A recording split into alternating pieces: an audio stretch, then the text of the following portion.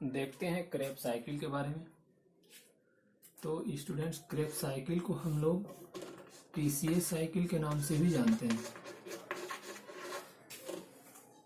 या citric acid cycle भी कहते हैं। इन तीनों के पीछे कुछ कारण है जिसकी वजह से हम लोग इसको इन नामों से जानते हैं। इसकी खोज देखते हैं किसने किया था। हेंस क्रेब्स एक जर्मन बोटेनिस्ट है। ये जर्मन बोटेनिस्ट, इसकी खोज के लिए इनको मिला था नोबेल प्राइज। इन्हीं की नाम पर, यानी इन्होंने खोज किया हेंस क्रेब ने, इसके नाम पर इसको जो क्रेब साइकिल कहते हैं। इनको नोबेल प्राइज मिला था 1953 में। अब देखते हैं कि ये होता कहाँ है। क्रेब साइकिल जो है यूकेरियोटिक सेल में होता है, मैट्रिक्स ऑफ माइटोकॉन्ड्रिया। यदि प्रोकैरियोट की बात करें, प्रोकैरियोटिक सेल में होता है ये साइटोसोल में। इसकी शुरुआत कहाँ से होती है? तो होती है एसिटाइल कोएंजाइम ए, यहाँ से शुरू होता है और हमको जो है टोटल CO2 जो है उत्पाद के रूप में प्राप्त होता है इस पूरे साइकिल में।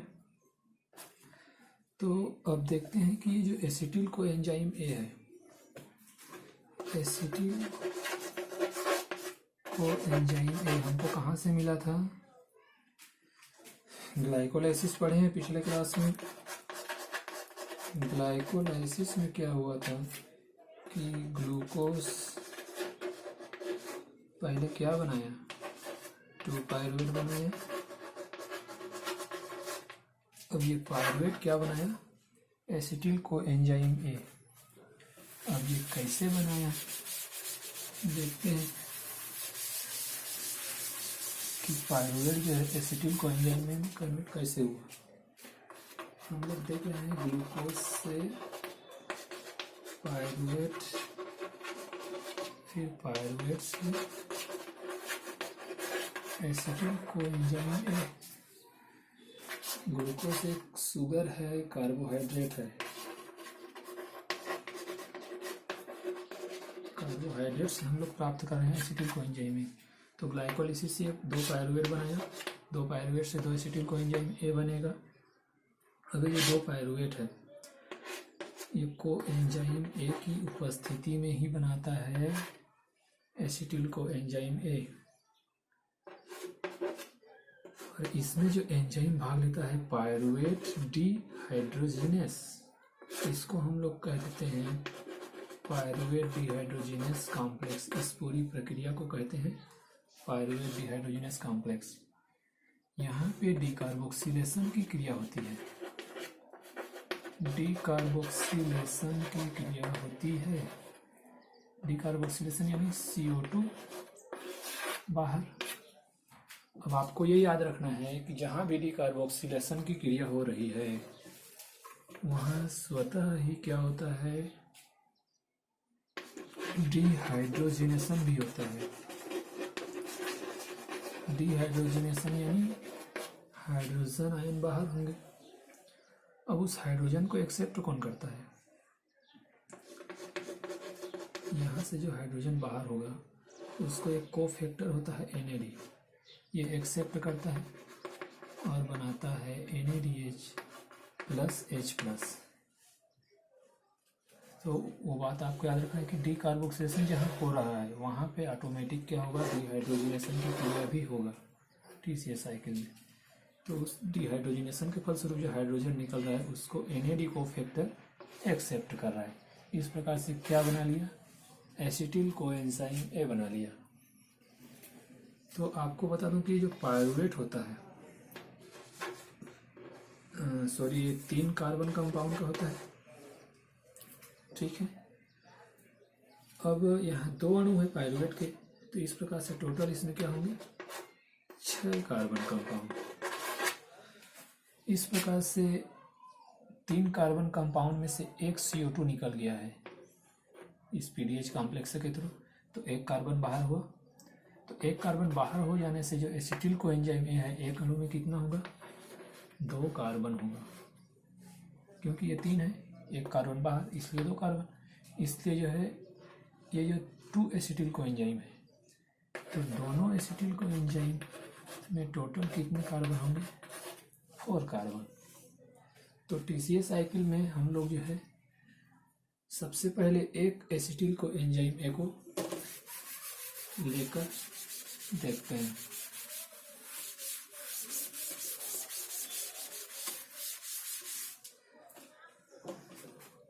तो acetyl coenzyme A 2 carbon compound वाला है, इसको जो है और 4 कार्बन कंपाउंड की जरूरत पड़ती है TCA साइकिल शुरू करने के लिए, और वो किससे प्राप्त होता है ऑक्जेलो एसिटिक एसिड, जो कि 4 कार्बन कंपाउंड है। इसके साथ मिलकर ये 6 कार्बन कंपाउंड का बनाता है सिट्रेट। ठीक है, आपको पता है सिट्रिक एसिड साइकिल इसी के नाम से कहा जाता है। फर्स्ट उत्पाद सिट्रेट होता है या सिट्रिक एसिड होता है, इसी के नाम पे हम लोग इसको सिट्रिक एसिड साइकिल कहते हैं। इसका स्ट्रक्चर देखें तो क्या होता है, केमिकल स्ट्रक्चर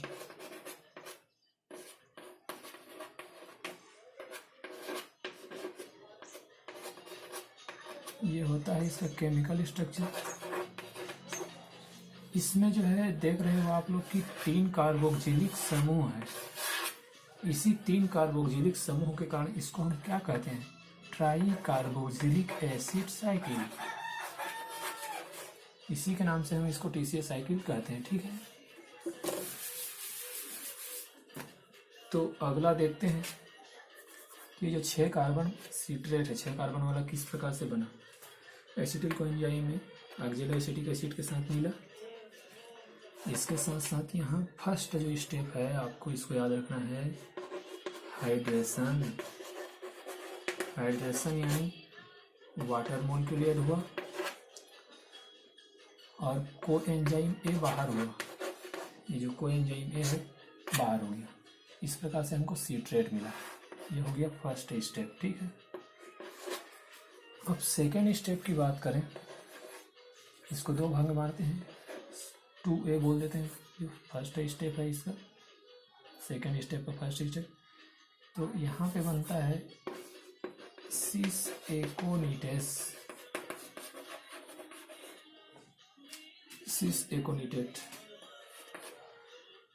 सिट्रेट, और यहाँ जो एंजाइम है इनोलेस। फर्स्ट में बताया हाइड्रेशन की क्रिया होती है, यहाँ होता है डिहाइड्रेशन। डिहाइड्रेशन यानी H2O बाहर। ठीक है, H2O बाहर कर दिए, पहले H2O मिलाए फिर H2O बाहर कर दिए, अब ये बना लिया सिस एकोनिटेस। अब जो है फिर से यहाँ हाइड्रोजन ऐड कर दिए, फिर से हाइड्रेशन क्रिया हुआ, ये हो गया थर्ड स्टेप। ये सेकेंड स्टेप हुआ, फर्स्ट सेकेंड और ये थर्ड हाइड्रेशन हुआ, और एंजाइम कौन सा रहेगा, वही इनोलेस।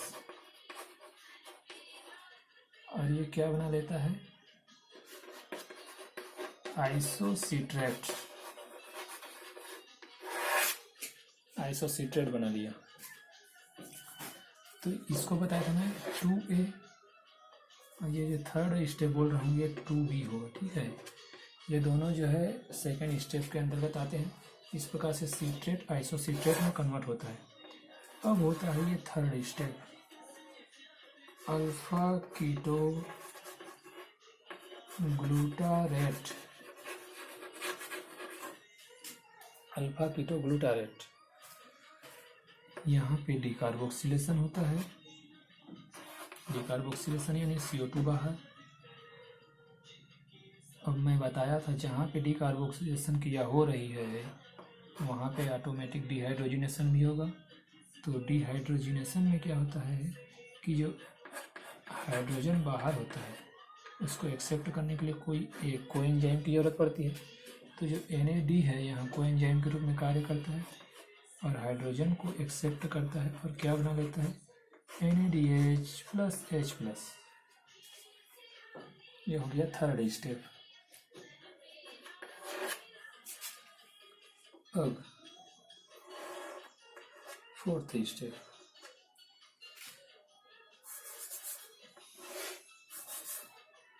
फिर से यहाँ पे क्या होगा डीकार्बोक्सिलेशन होगा, CO2 बाहर, फिर से होगा डिहाइड्रोजिनेशन, NAD एक्सेप्ट करेगा हाइड्रोजन को और बनाएगा NADH+H+, और ये क्या बना लेगा सक्सिनिल कोएंजाइम A। ये कोएंजाइम A की उपस्थिति में होता है, ठीक है। इस प्रकार से ये सक्सिनिल कोएंजाइम A में बदल जाता है। अब यहाँ पे आपको याद रखना है पहले जो है 6 कार्बन वाला सीट्रेट बना था, अब सेकेंड स्टेप में आइसोसीट्रेट बना। यहाँ पे कोई कार्बन लॉस नहीं हुआ है बीच में। अब जो थर्ड स्टेप है यहाँ एक कार्बन लॉस हुआ। तो जो अल्फा कीटोग्लूटारिक एसिड है ये कितने कार्बन कंपाउंड होगा, ये 6 है, यहाँ से एक कार्बन निकल गया तो ये हो गया 5th कार्बन कंपाउंड का हो गया ये अल्फा कीटोग्लूटारेट। फिर से यहाँ पे CO2 बाहर गया, एक कार्बन फिर लॉस हुआ। तो इस प्रकार से सक्सिनिल कोएंजाइम में कितना कार्बन वाला हुआ ये 4 कार्बन वाला। अब आपको याद रखना है कि जो एसिटिल कोएंजाइम A है 2 कार्बन वाला है और ये अपना 2 कार्बन खो चुका है, यहाँ पे एक और यहाँ पे एक। अब ये उधार लिया था इससे 4 कार्बन, आपको याद है ना। तो हमको जो है 4 कार्बन वाला सक्सिनिल कोएंजाइम A प्राप्त हो गया है। तो अब ये 4 कार्बन वाला सक्सिनिल कोएंजाइम A है। अब इस एसिटिल कोएंजाइम में इससे 4 कार्बन उधार लिया है तो 4 कार्बन देना भी तो है अब इसको। तो अब क्या होगा 4 कार्बन और लॉस नहीं होगा, यानी डीकार्बोक्सिलेशन की क्रिया आगे और नहीं होगी। अब ये बनाता है succinyl coenzyme A, succinic acid, ठीक है, सक्सिनिक एसिड बनाता है। लेकिन यहाँ पे एनर्जी की जरूरत पड़ती है।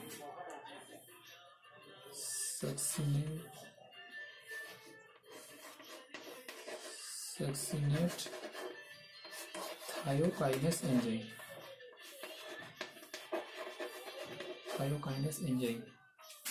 और एनर्जी कौन देता है यहाँ, जो फास्फेट ऐड हो रहा है, काइनेस एंजाइम बता रहा हूँ, जहाँ भी काइनेस है फास्फेट ऐड करता है। तो यहाँ पे ADP जो है फास्फेट ऐड करेगा और क्या बनाएगा ATP। इसको सबस्ट्रेट लेवल फास्फोराइलेशन कहते हैं, सबस्ट्रेट लेवल फास्फोराइलेशन, ठीक है। इस प्रकार से ये ADP का यूज़ करके ATP में कन्वर्ट हुआ और ये यहाँ आपको बता दूँ कोएंजाइम A को बाहर करता है, ठीक है। जो कोएंजाइम A था बाहर किया, इस प्रकार से क्या बना लिया है सक्सिनिक एसिड। अब ये आगे बनाता है फ्यूमरेट या फ्यूमेरिक एसिड, किसकी उपस्थिति में,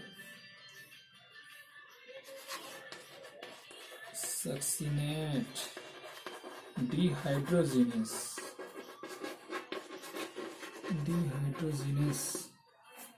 ठीक है। अब डिहाइड्रोजिनेस आया है एंजाइम, तो ये क्या करेगा हाइड्रोजन बाहर करेगा। तो आपको याद रखना है हर जगह जो है NAD हम लोग यूज़ किए थे हाइड्रोजन एक्सेप्टर के रूप में, लेकिन इस स्टेप में क्या होगा, NAD के जगह में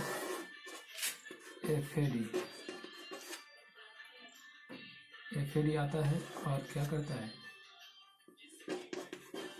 FADH2 में कन्वर्ट हो जाता है, यानी 2 हाइड्रोजन एक्सेप्ट कर लेता है।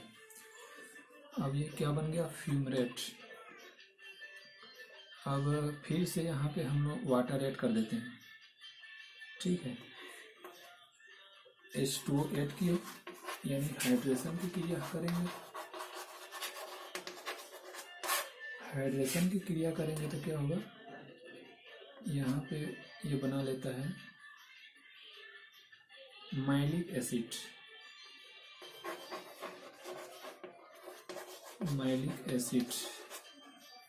ठीक है, इसको शॉर्ट में लिख दे रहा हूँ, ऑक्जेलो एसिटिक एसिड। अब ये माइलिक एसिड बना लिया, फ्यूमेरेस एंजाइम होता है यहाँ, फ्यूमेरेस एंजाइम की उपस्थिति में हाइड्रेशन की क्रिया हुआ, H2O ऐड किए और बना लिया माइलिक एसिड, ठीक है। अब ये माइलिक एसिड जो है ऑक्जेलो एसिटिक एसिड में कन्वर्ट होता है माइलेट एंजाइम के द्वारा। इस प्रकार से ये जो 4 कार्बन कंपाउंड सक्सिनको एंजाइम है, ये भी 4 कार्बन वाला हुआ, फ्यूमेरेट भी 4 कार्बन वाला हुआ और माइलिक एसिड भी 4 कार्बन वाला हुआ। इस प्रकार से लास्ट में हमको फिर से मिल गया ऑक्जेलो एसिटिक एसिड, ये भी 4 कार्बन वाला हुआ। इस प्रकार से एक एसिटिल को एंजाइम ए से ये साइकिल कंप्लीट हुआ और हमको फिर से ऑक्जेलो एसिटिक एसिड प्राप्त हुआ, जो कि 4 कार्बन कंपाउंड है। इस प्रकार से यह क्रिया चलती रहती है और हमको जो है NADH और ATP के रूप में एनर्जी मिलता है।